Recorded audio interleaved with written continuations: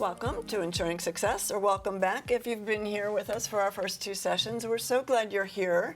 I am so happy to tell you that our sessions are being sponsored this year by a group of amazing companies, which include ADP, Avalara, BotKeeper, Canopy, Instead by Corvy, CPA.com, eFile4Biz, Relay, Rightworks, SafeSend, SureLink, Wolters Kluwer, Xero, and Zoho. And this particular session is sponsored by ADP, so we're especially thankful to them for helping us put this session together and sharing some of their expertise as well. So we are, I want to give you a quick summary of how to get CPE credit in case you're just joining us. 3 times during the session, we will break and display a CPE code at the bottom of your screen. And this code is a 3-digit code, so you'll get 3 of them.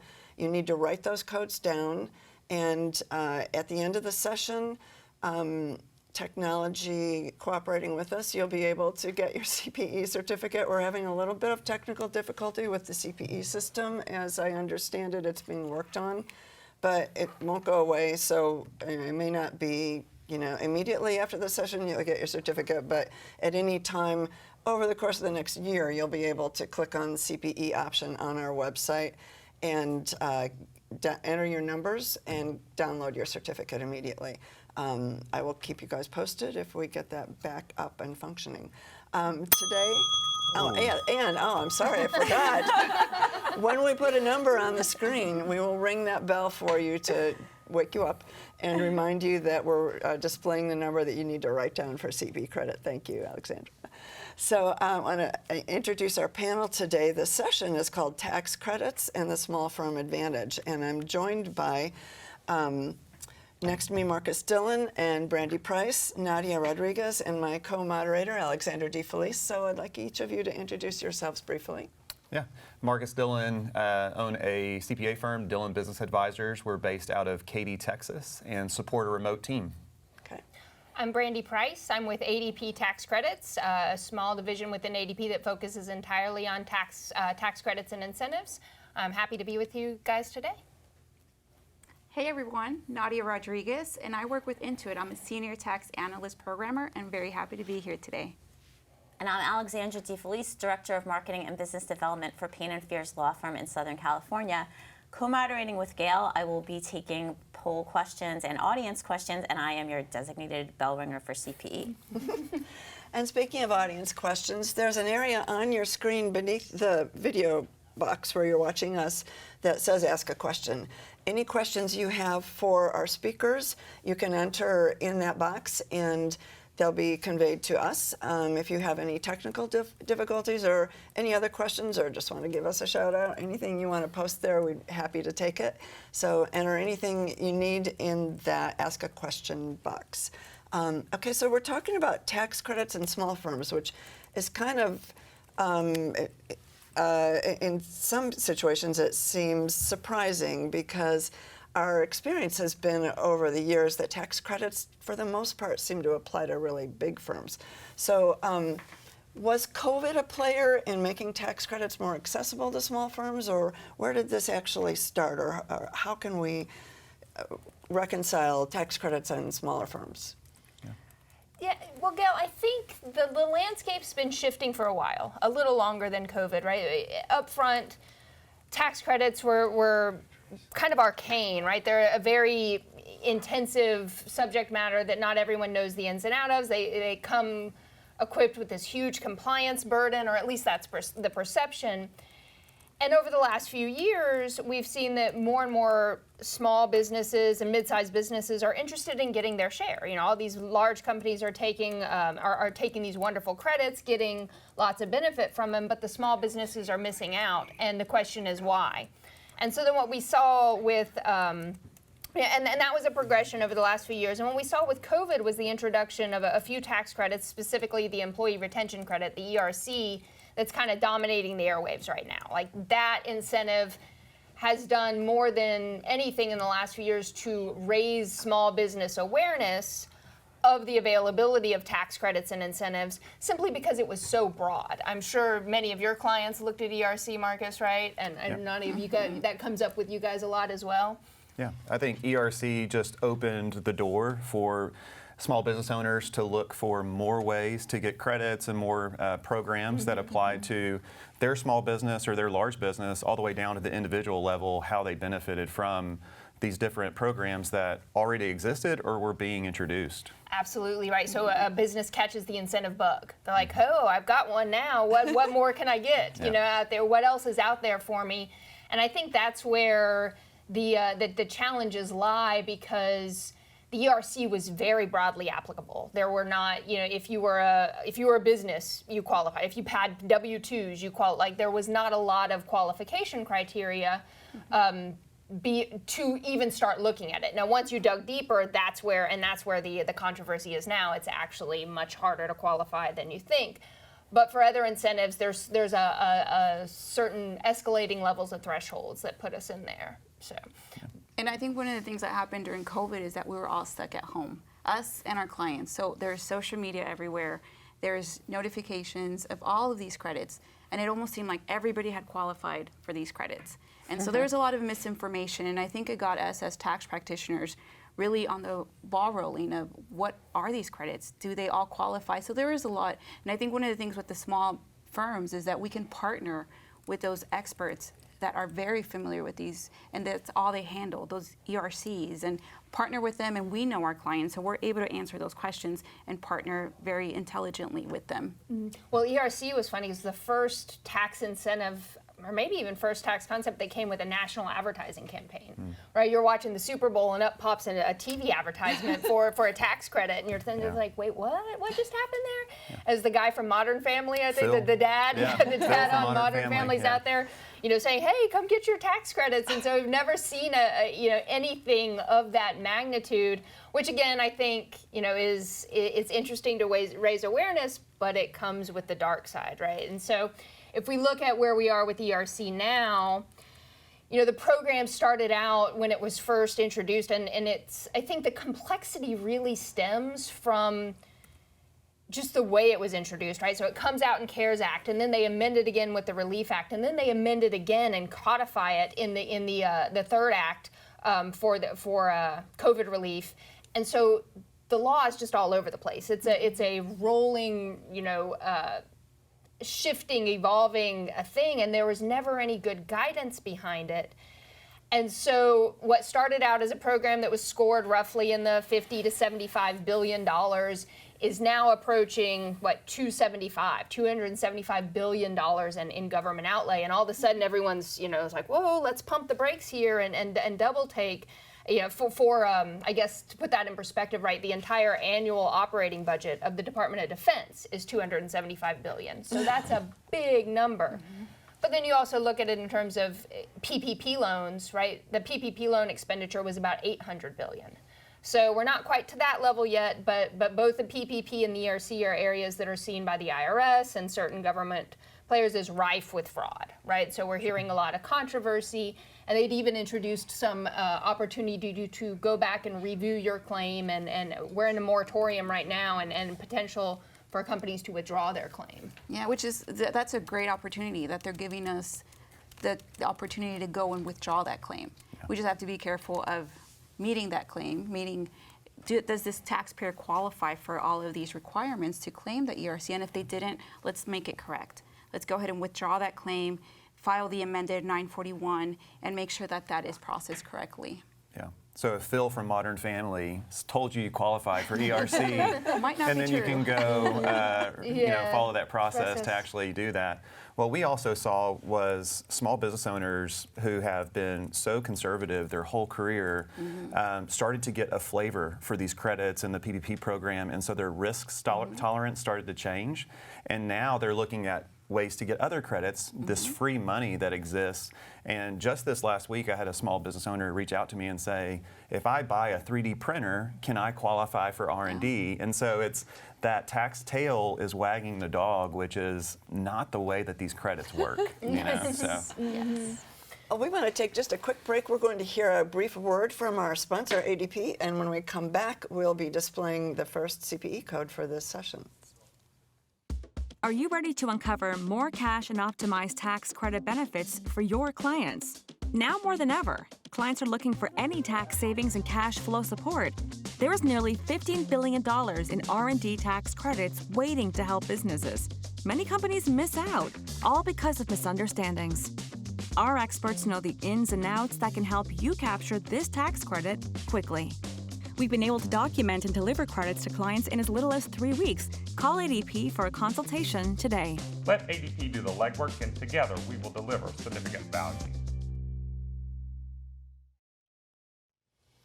Okay, your first CPE code for this session is now appearing on the bottom of your screen. That bell means you need to wake up and write down that CPE code, and there'll be 2 more during this session. You'll need all 3 codes in order to get your CPE credit for this session.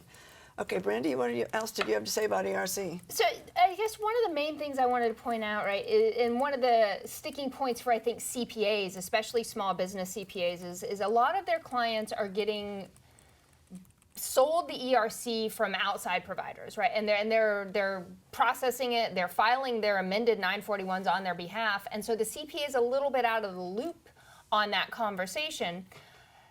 One of the big things that came from the IRS, and actually it was the Office of Professional Responsibility issued a memo back in, I believe it was March of this year, saying that, hey, CPAs need to be aware that this is happening, because if you claim an ERC on an amended payroll tax return, that necessitates the amendment of an income tax return. Mm-hmm. And so it's going to impact your client's income tax situation, right? The thrust being that if you're claiming a wage-based credit, you have to reduce your wage and salary deductions so that you're not double dipping. And I think what the IRS was seeing was a lot of these amended 941s coming in with, no one was aware. CPAs weren't aware their clients were claiming it. They thought it was a totally separate thing. The client wasn't necessarily tax savvy or seeing the whole picture. And so I think the CPA, the burden on the CPA, and the IRS was really trying to shift the burden towards the CPA, saying, hey, CPAs, you're responsible for this. And oh, by the way, if you sign an amended tax return because of an ERC claim, you should know something about that ERC tax claim, which is a pretty high burden considering that there were other players involved in this. And so I think that's one part of the controversy that's out there. But it also, on the same token, can be one part of the opportunity, right? Where if you're amending your income tax return, that's a good chance to look at these other credits that Marcus was mentioning clients are interested in now. They're like, okay, I'm amending my tax return, I'm reducing my deductions, so my income tax burden is going to go up. What can I do to mitigate that? So I think that's really where we're driving a lot of incentive conversations. So I don't know, are you seeing a lot of amended returns from ERCs? Is that coming in a high volume for you guys? It's a requirement, and it was clarified in the law along the way that you have to go back to the period where those wages were originally reported on that tax return. So if that was 2020, 2019, 2021, whatever year we're talking about, you're amending maybe the pass-through entity return and then the shareholder or partners individual income tax returns again as well. And so you do see ways to offset that additional tax that's now could be there with a flavor for additional credits like R&D or some of these other ones that have been there but haven't been explored. In the past. Mm-hmm. Right, and then I feel like R&D is a really broad credit that gets somewhat of a narrow interpretation, right? You hear research and development, you think white lab coats and test tubes, yes. and high science, or you're thinking about your really large companies, your Amazons, your Apples, your Fords. Those are the R&D. What my little company with 5 employees can't possibly be doing R&D. But really, the IRS, and Congress over the years has broadened this, and the IRS has increased that through their regulations and interpretations, and then court case law has made this credit very broad in nature for any activity that is using science or technology to develop and improve a process or a product or a technique. And so if I have people on staff that are writing software code for a software platform, that's R&D. If I have companies that are, machining parts that could be R&D. It could qualify for a credit. And so it's something that you want to look into. Marcus mentioned someone with a 3D printer. Now that doesn't necessarily mean R&D is happening, but it could be an indicator that some sort of R&D might be going on, and it's worth a conversation. So I think sometimes we have these conversations with our clients just to define the terms and make sure we're all speaking the same language, so that we get closer to understanding of what's available, what's not, and what might qualify. Yeah. I think one of the examples that I remember during the pandemic was the restaurant business. They went on and developed apps to be able to offer their menus on apps and online, and that was improving the process of how to place the orders for the food. So that was an R&D credits. It's just things that you think about. How do you improve the design of your processes in your company? So Nadia, that's a really interesting example.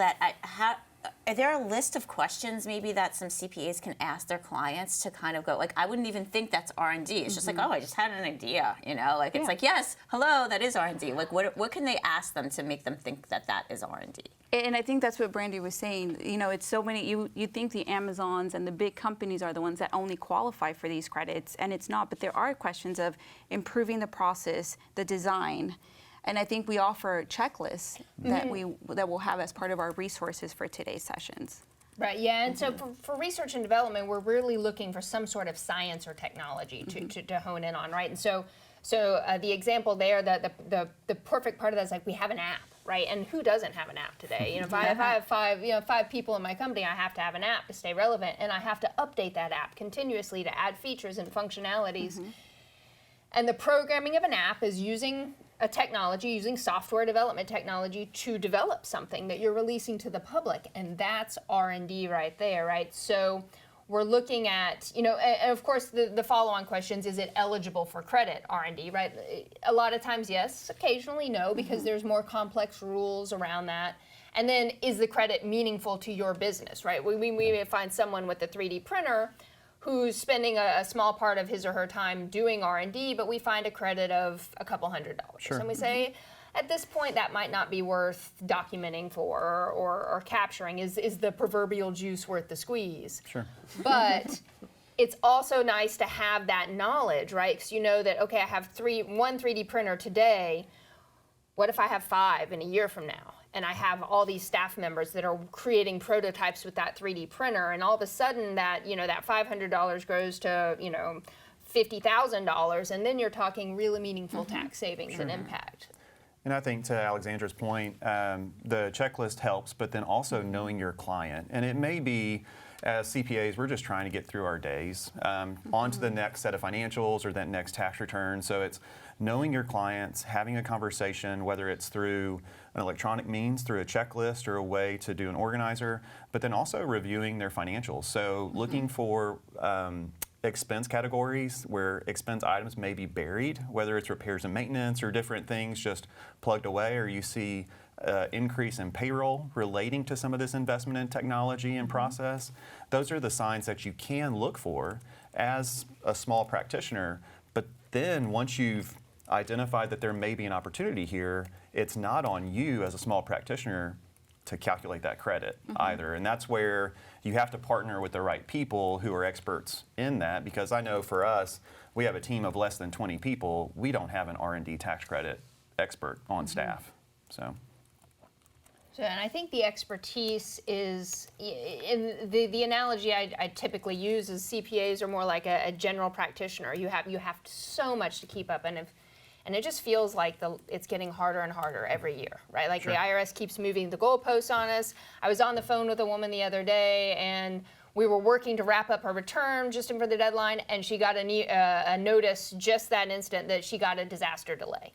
And it's just, and so things are changing in real time so fast, and things are getting hard. And so, as the general practitioner, your responsibility to keep in touch with so much information is overwhelming.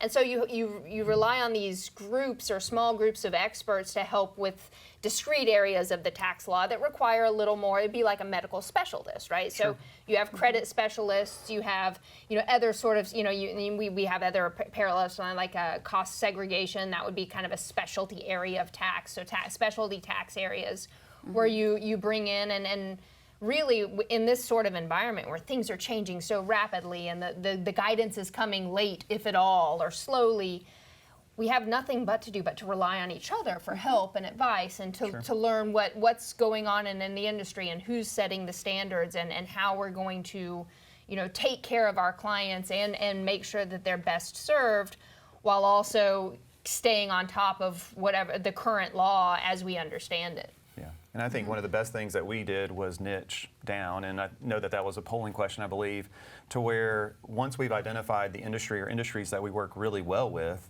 we know that it's going to be some similarity between opportunities within those industries, and so working within dental, R&D is an option if they are doing certain procedures within their dental practice. And I think those are the pieces where if you are, as a small firm owner, a very general office, then you do have a little bit more burden to know all the different industries versus niching. And thank you, Marcus, for reminding me of that. So I did just launch that poll, which is the this time you told me. Sorry, I didn't. didn't. No, boss me around. I got to keep track of 14 of these. So I said, what is the primary client base that you service as tax professionals? A, my clients are in a niche market. B, I service a wider audience. Or C, my clients are a mix of both niche and wider audience. And it's like, what's weird is I have one that says a mix and one that says wider audience, and almost only 20% said niche. Okay. So when you have a mix, can you kind of elaborate about like what are specific things that they could take? Maybe it's specific niches. Maybe they don't realize that they have niches. I think, but that's something when we did a marketing session maybe last year or the year before, and it's like you don't even realize that half of your client base are manufacturing clients or something like that. So maybe they're missing something here. I think the best thing that we learned from whenever we identified that we served like clients, a niche, similar industries, we started to develop a team that served that industry really, really well, and then that industry expertise stays within that team. So then they start to see things and have routine ways to do the service of that client and serve them. And so developing a niche doesn't have to be all or none. You can start with looking at your client roster and seeing, do you have a lot of clients in this industry, and kind of start to build the team to support that industry and start to identify, do you exit those non-niche clients or do you go further into another niche? You can have multiple niches, right? And I think with having that, it gives you more opportunity to see R&D, energy, different things that apply to those businesses once you start to develop that industry expertise. And it's just like, God, one more thing that you have to have expertise in this profession, man. Dude, this is why sleep is underrated, right? No. So you don't have to have industry expertise if you have the right partners. And so I think that's the other piece where we've relied on partnerships our whole career, and I'm surrounded by the four of you, and I'm the dumbest guy up here. So like that's my goal in life, and I think partners go a long way. And I also think niches don't have to be very market specific. You can also segment your clients into maybe the small businesses, those that are just starting out their businesses, because usually have the same issues, the same questions. Maybe the set of clients that don't have a business and are just wage earners. What kind of tax strategies apply to those wage earners? So yeah, don't think about it just market, but also maybe segment them by income. Excellent. Thank you. There was a question that came in about resources for identifying R&D opportunities. I'm trying to...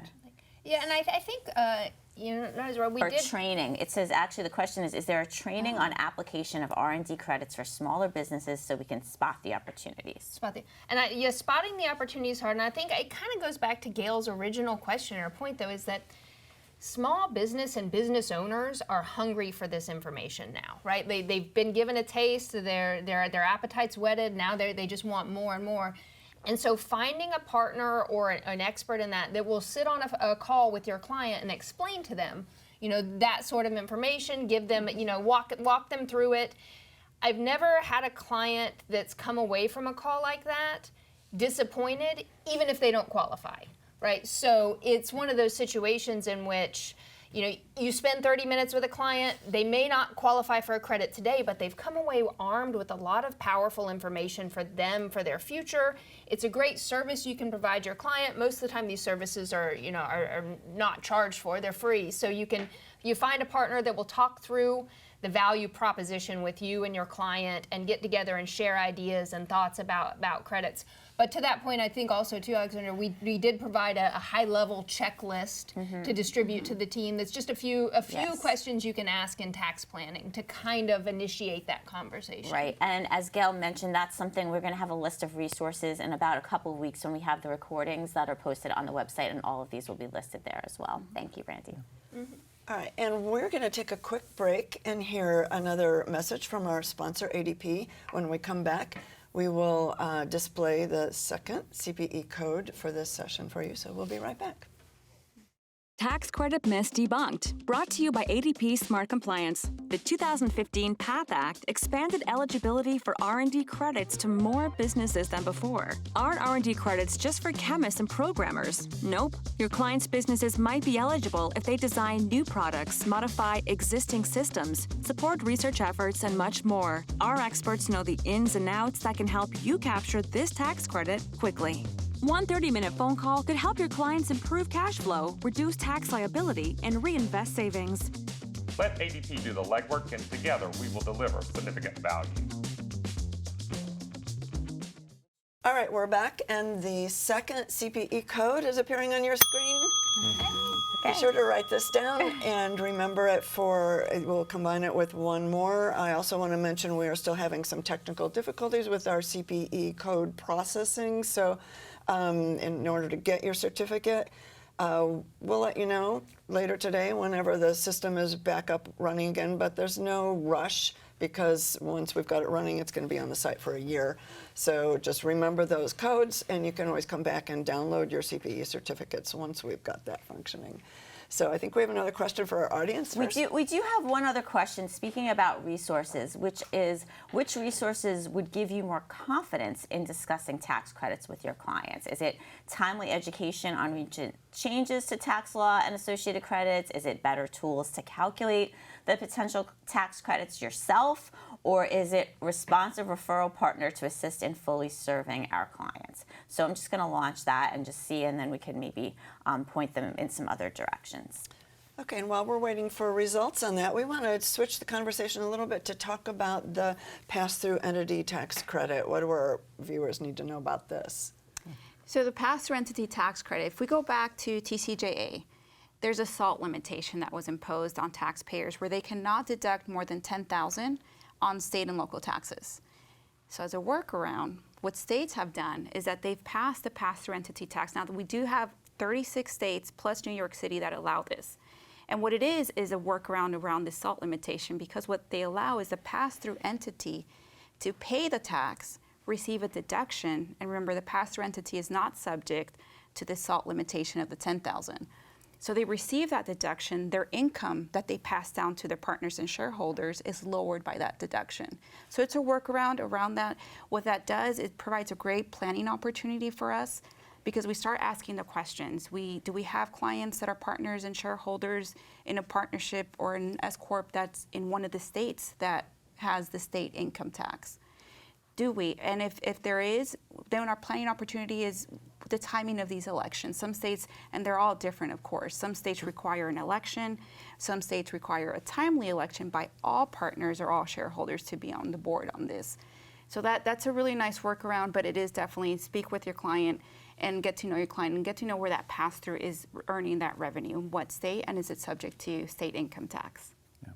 And I know a lot of clients value that analysis, and once they did see some of the ERC PPP benefit credits, they got the flavor for these additional deductions, and they started answering the CPA phone calls and responding to the CPA emails because we were finding them money. Yeah. And so with the PTET, that's the other analysis that can be done if you are in some of these states that do have that option.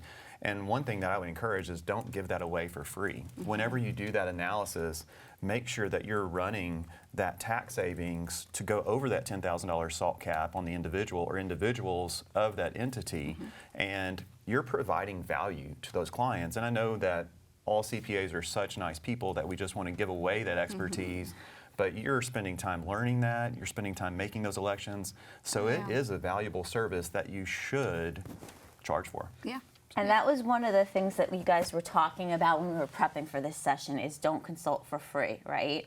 But also don't charge hourly. So, oh my God, Nat, what do I do? What do I do? How do I charge for this kind of service? My best advice, would be to work with your client throughout the year. Don't wait until compliance time and start really reacting to what happened last year, but instead put them on a subscription model and meet with them monthly or maybe once a quarter and have that conversation. And that's where you provide those consulting services and you bill them quarterly or monthly. So definitely a subscription pricing and model. I feel like with small businesses that can be so powerful because things change so rapidly, especially in response to various market forces or whatever, which are happening more like back in COVID. We had the supply chain issues and stuff like that. But there's still a lot of turbulence in the market economically and supply related. And so if you're talking to your clients more than just in November, December, the standard tax planning season, you might get tuned into issues they're facing ahead of time or plans they have ahead of time, which opens up a broad array of opportunity for tax planning, not just for credits, but across the board. But it really drives that kind of relationship, that interdependence, and it keeps them more engaged with you as well, I think. Yeah, and I think the point you made about knowing your clients and working with them throughout the year is important. PTET, when that came to light, I guess a couple years back, and we started doing analysis, that was definitely outside of scope, out of our service model. So we believe that provided additional value that we were going to charge additional for if those clients wanted to evaluate that. So we did not include that in our monthly service packages. We came up with an amount that mirrored the amount of value that we were going to bring to that client, and it wasn't charged hourly. It wasn't tied to the percentage that we were finding them as far as savings. It included all of the time that we took to learn the new tax law and implement things and the cost of doing the election and then doing the different setup within their accounting. So I think those are the pieces where if something is outside of scope of your business model of those service offerings, you should evaluate that as a way to have additional revenue come into your firm. Oh, for sure. And clients are happy to pay for value, and I think in structuring it that way, I think it also highlights value. If you just bundled it in and handed them their tax return, they don't know you're working for them. They don't know all the stuff that goes on behind the scenes that you're toiling through to be able to provide them value. And in this case, you're pointing it out. It's like, this is value you're getting that you might not have gotten if you were using, a lesser CPA. Sure. So.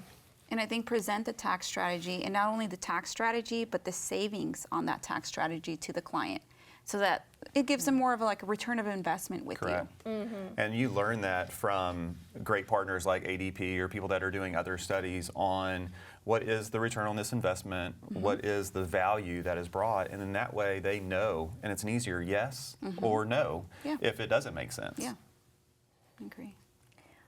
So some questions are coming in from the audience.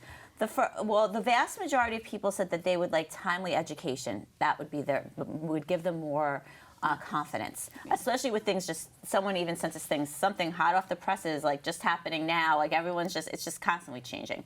So the first question that came in is that scammers came out of the woodwork to promote tax credits. How do you avoid misinformation? I'll give that to Brandi, I think. Yeah, thank you. I appreciate that.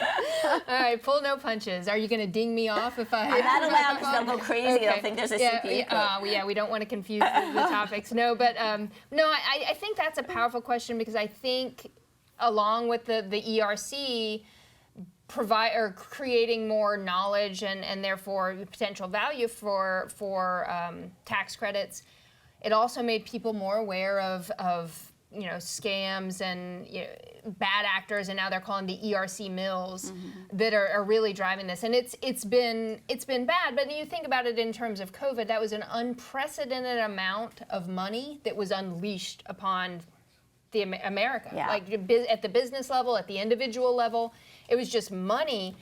And nothing attracts scammers more than lots of money, right? So there's always going to be there's always going to be bad actors when you have that much money at play.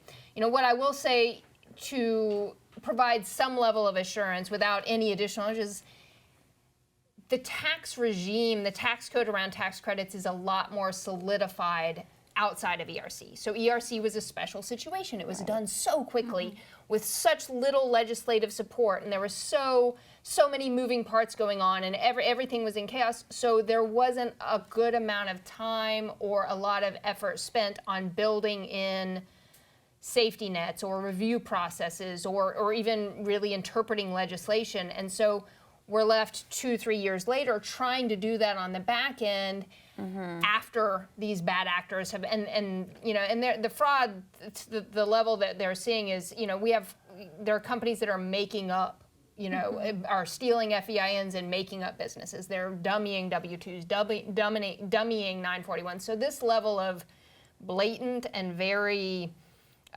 is a bold kind of fraud is really not something we see common in the tax credit industry.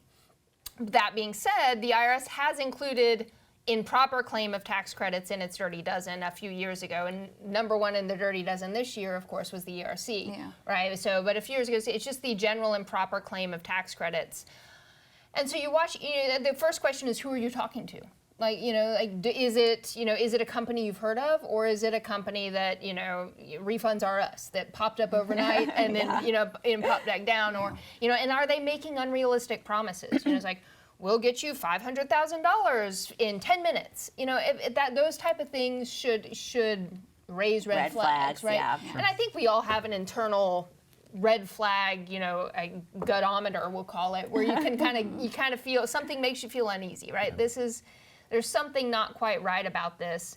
And we can apply that, but at the same time, you don't want to, it's being a financial advisor to your clients can be really challenging, because you don't want to deny them something that they're entitled to, but you don't want to put them at more risk. So I don't know how you guys generally walk that line. So you have to protect yourself, your team, your clients first.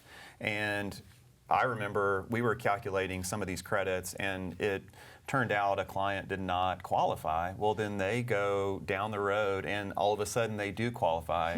Phil from Modern Family says, hey, here's your money. And then I think you have to start evaluating the relationship with the client, and you have to do what is right for you and your team and your firm. And so in those situations, they have options where if they do not qualify, if they don't have the right opinion, they can give that money back through this new process. But if they choose not to do that, and your risk tolerance and their risk tolerance no longer align, there are so many other clients out there that would love to work with you that you need to disengage from those clients. And I think that's the piece. This is going to bubble up about the firing the clients again. Yeah. And I think that's the piece where you have to feel confident that you gave your best advice, or had the best partner give them, and then they chose to go outside of you and your team. And once that happens, I no longer want to sign a return that I'm responsible for. So, all right, we did have some very specific questions. So if it's a pass, you can say pass. And sorry, guys, we'll help you out later. Sticking with ERC, when the IRS pays out the credits, they add interest to the refund. Is that taxable interest reported on the amended return with the credits, or is it reported on the year in which the interest is received? we have been recognizing as interest income in the year received. Correct. But the credit was on the amended return as a receivable. That's how we recorded it. Mm-hmm. And then the amount in addition to that receivable is current year interest income, mm-hmm. is how we've reported it. Yeah. Okay. Does ADP prepare credit calculations if the client is not a payroll client of ADP? Yes, absolutely. Many, if not half of our clients, half of our tax credit clients are non-ADP payroll clients.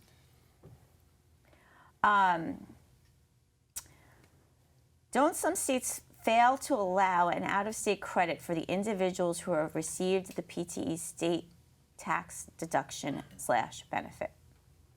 So yeah, and that's what we were talking about. 36 states, not all of them are the same, and not all of them align in New York City either. So yes, it's very different for every state.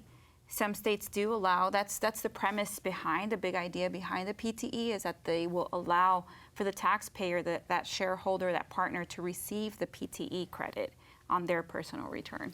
And I think that goes to Marcus's point earlier that this is complex and very intensive tax knowledge that you have to invest your time in obtaining.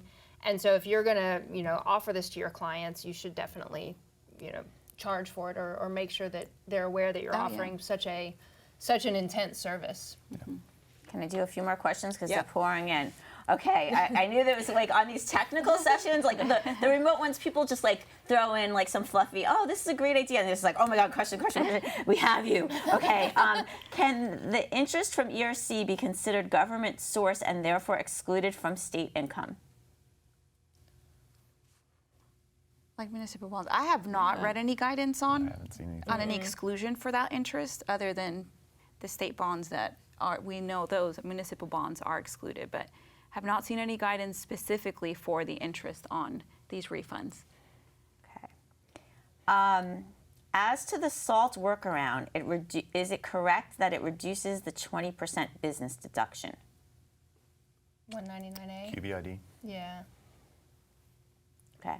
And then Marcus, they really liked your. Now they're getting. We're going down the pricing route again. I knew this was going to happen. Can you give an Increase your example prices. again about how you would price for something like this? So taking it back to ERC, we did a per employee cost and a per quarter for the 941 if we were amending that. I'm not sure how ADP priced that, but that's what we felt comfortable doing. We never tried to exceed what market allowed for, because some of the ERC mills are 20%, like they've tied it to their refund. So we never tried to exceed what market would allow. And I think when you're looking at pricing, you do have to realize you're in a market. You can't ask whatever you want. CPAs are usually on the low end of that anyway, so would encourage you to evaluate that whenever you can and learn from others in the market, whether it's consultants who are always aggressive in pricing, but how did ADP charge for ERC? ADP was charging for the credits as a contingency fee, which most of our credit models are, which I will say is one of the IRS's points of contention, but it was a sliding contingency based on size. So it wasn't just a flat, you're paying 25% and everyone's paying 25%, which I think is where we got into a little bit of trouble. And contingency fees, I think, come a little loaded, right? The IRS has always had problems with them, and it goes to Circular 230 and stuff, and that big history of it. The premise being that it encourages companies to inflate the credits, right? If I'm going to pay if I get paid a percentage of the credit, then I'm encouraged. But then if you look for providers that they may charge a contingency, but they're also offering free audit support, or they're standing behind their credit, and they're a trusted company that's been around for a while, then those two forces balance each other out, right? They're not going to just give you, $1 million and disappear into the night, right? Like, it's one of those things. It's like, if they're going to stand by that work, we've done the due diligence, we've done the work. Because to Marcus's point, it takes a while to get educated in the ins and outs, right? Yeah. As Nadia's saying, there's a lot of ins and outs for any and all of these credits. There's just a lot of information out there, and then that's at the federal level, and then don't even talk about the states, right? You start going down 50 different pathways, potentially 51 different pathways, and then of course there's always the city of New York that's doing their own thing, They do. right? So. But it's complicated, and right. So there is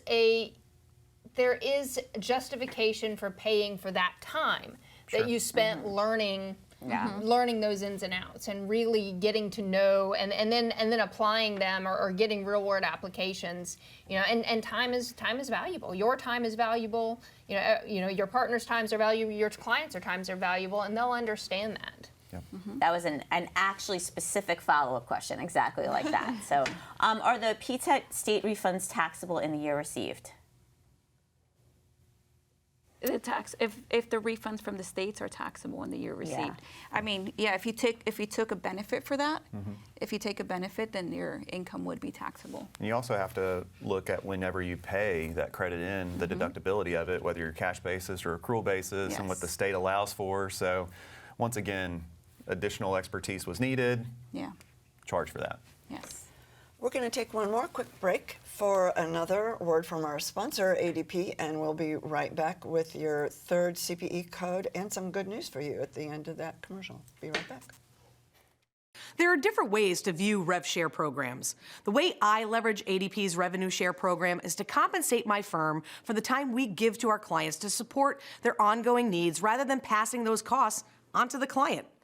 It's also another revenue generator for the firm that I can compensate my hardworking employees, buy new computers, fund CPE learning, and explore other opportunities for my firm to grow.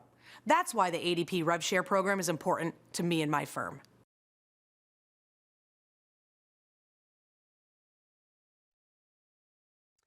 We are back, and we are displaying CPE code number 3 for this session on the bottom of your screen, so be sure to record that along with the other 2 codes we gave you in order to,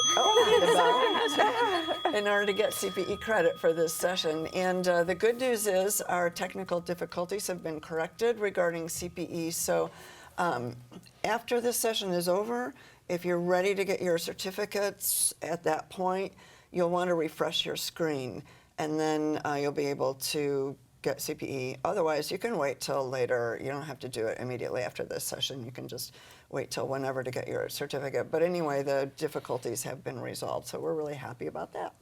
And we're going to talk a little bit about energy credits next. So what do we need to know about that? Everybody qualifies for energy credits, right? that's what Phil will tell you. Yeah, Right? that's what the car dealer would want to tell you as well, Yes, right? yes, the car dealer, especially those new energy vehicles, right? The EVs. There's a lot of hype about it. And I think one of the most confusing part is that the credit amount did not change. It's still $7,500. But inside of that, the limitations, there are new limitations compared to prior years. Now there's modified adjusted gross income limitations. There's also limitations on the MSRP of the cost of the new vehicle. I think it's $50,000 for a new vehicle, a sedan. More for like a van, SUV, it's $80,000. So I mean, that $50,000, it's pretty low for a basic EV. Maybe is what you can get. But then your modified adjusted gross income. If you're filing single, it's $150,000. Married filing joint, $300,000. Once you go up those limits, you can't qualify for this credit. Where prior, you didn't have to look at these limits to qualify for an EV credit. That's an interesting policy shift, right? Just say like we want everyone to drive electric, but not if you make a lot of money. Then we don't. But I think that's not uncommon a thing. And I think with the world of energy, right, where we're seeing we saw definitely with the Inflation Reduction Act just a mass push to improve the ecosystem, the U.S. based, and so the energy incentives at the individual level. Incentives at the individual level all the way up through the business level have expanded just exponentially. And there's so much out there right now. So if you have a client that's really doing anything with energy, touching it in any way, whether it's putting solar panels on their building or investing in new manufacturing processes that are leaner or greener or cleaner, as the case may be, there's probably something that's going to apply, right? Like it's an intensive regime. There's a lot of moving parts, and there's not much guidance yet. Like I think that's the big thing. We're all just waiting for the IRS to release more guidance on some of these things. Some of them we're pretty clear on. Some of the new rules. I know with the vehicle production thing, not specifically for the credit Nadia was mentioned, but they have to have certain amount of components that are sourced solely from the United States now, and so there's a bunch of behind the scenes moving parts that is going to take a lot of expertise. But I say, if energy is coming up, then you want to initiate a conversation or multiple conversations about the potential value there, because odds are there's something that's gonna apply. And then the big thing that they changed with the IRA is they made those credits refundable, or it's called direct pay, so you can get the cash, you can cash out of it. Like before, some of those energy incentives for businesses were only tax incentives, and if you weren't paying tax, which a lot of these big capital-heavy companies were not good for you. But now you can transfer them, or you can get them directly paid to you in the form of cash. And as CPAs, I would just make sure that you ask those questions, right? What was purchased throughout the year, because our clients aren't asking us for energy credit advice. They're taking it from the salesman that gave them that net cost of the vehicle or of the roof. And whenever you do see that client once a year, a few times a year, you do have to ask the question of, did they have this type of purchase? Or they'll bring, hey, I have a $7,500 credit voucher that my salesman gave me. And it's like, that doesn't always work. Right? No, and I think, did you or do you plan to? Correct. Is a very important question. And for credits and incentives, do you plan to can be the more important question for a lot of incentives, especially at the state level, where, so like, what are you going to do next year, 2 years from now? Because if we know this, we can form a plan together and we can strategize around it. And then that way you become an integral part of that client's plans and their business growth and everything, and it just weaves you closer together, and you're able to provide more services, more consulting, and add value beyond just a tax return. Especially if that client, if that taxpayer was incentivized to purchase that vehicle just because of the credit, that's really a conversation we need to have with them prior to making that buying purchase decision, which was also very interesting because there's also now a credit for the used EVs, so which is really nice. But the bad thing though is your income limits come down, right? Your modified adjusted gross income for a new vehicle was, I think I said 150,000 for single. For a used vehicle, now it's half of that. So you have to make less than 75,000 in order to qualify for this credit on a used EV. Yeah. And also, I would just remind people to be sure to check their state laws for energy credits as well, because a lot of states offer at the state level credits that you may not qualify on your federal return, but you could on your state. So we have a few takeaways that we want to make sure our audience is aware of that kind of sum up what we've been talking about today, and they include during tax season to be sure to ask questions about tax credit opportunities, and if you aren't sure of them yourself, be sure to consult with a tax credit expert to make sure that you're offering your clients the greatest opportunities they might have to save money. Try segmenting your clients and customizing your tax strategies for each segment. And by doing this, you can prioritize and specialize in certain areas of tax preparation. And it can also allow you to become more of an expert on certain tax strategies. And finally, don't consult on this for free. Be sure to charge for the extra service you're providing. This isn't just filling out a tax return. This is, you're providing expertise and research. And we are going to be sending you, along with the video for this session, a resources sheet. This will be within the next 2 weeks.